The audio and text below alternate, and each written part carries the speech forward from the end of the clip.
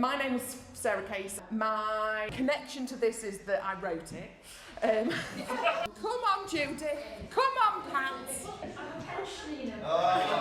Matthew arrived at my door to say, said, I've read this book of Bavarian folk tales, and I don't know what to do with it, but I feel like there's something in there that we could make a musical out of. Do you fancy having a go?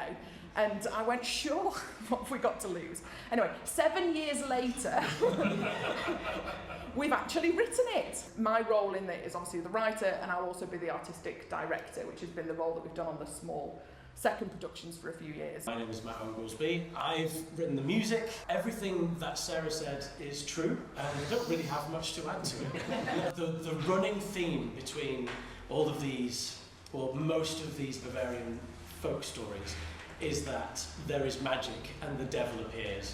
And often, the devil is not necessarily there to send you to hell. The devil is there to give you a choice. What you do with it is up to you, and the end results are often very gory and gruesome. It's not a fairy tale. It's not here is one story that then we follow the arc of. Instead, we looked at those Bavarian folk tales, but there were all these kind of like ad hoc comments where there was like a story that lasted a whole paragraph, and that was it, where the devil arrives at this village to like grant a wish, and they say, this young woman says, I would like, please, to be young and beautiful. He says, well, you know, the lake outside your village then, if you go into the lake, you will come out young and beautiful. And then the last line of the story that follows that is 423 women have died.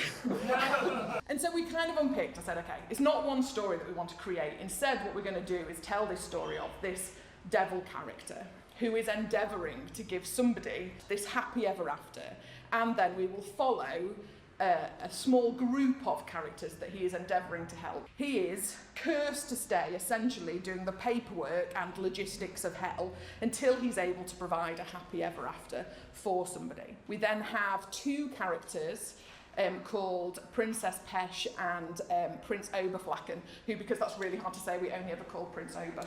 We do have a German speaker in the room, so it's Oberflächlich. I'm really sorry.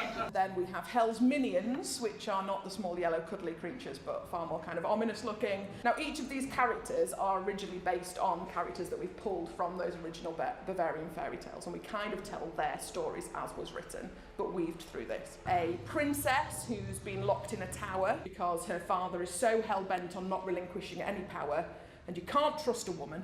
So to keep her safe, we've just locked her up. But she's now reached the point where she can no longer provide an heir that could risk his future crown. So she's just been released. A soldier who is returning from war, who is very down on his luck. He fought bravely in a battle, but all of his kind of friends and comrades have been killed. You've got a shepherd whose only friends are the sheep with which he surrounds himself, but ultimately he's there looking after his flock really well, and he's seeing this king, so he's there looking, you know, if I can look after a flock of sheep, even I could do a better job than this king. Finally, you've got a barmaid who's going, you know, I've got no real family, I want to go and find some autonomy over my own life, I want to make some decisions, I want to go on some kind of adventure. I thought we would have a little go at doing a bit of reading in.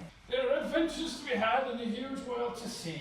It has been wonderful, my princess, but I must leave you now and fulfill my destiny. But you said that you would marry me and save my people. I say a lot of things. I am quite the wordsmith. Where do you want to drop him? This seems as good a place as any. There you go, sleepyhead. They placed a soldier down. Oh, the things we do in the line of duty. What's the stupidest thing you've ever done? Very presumptuous of you. Do you think I'm out-peaked? It's the old beggar woman from the inn and I killed her. What should I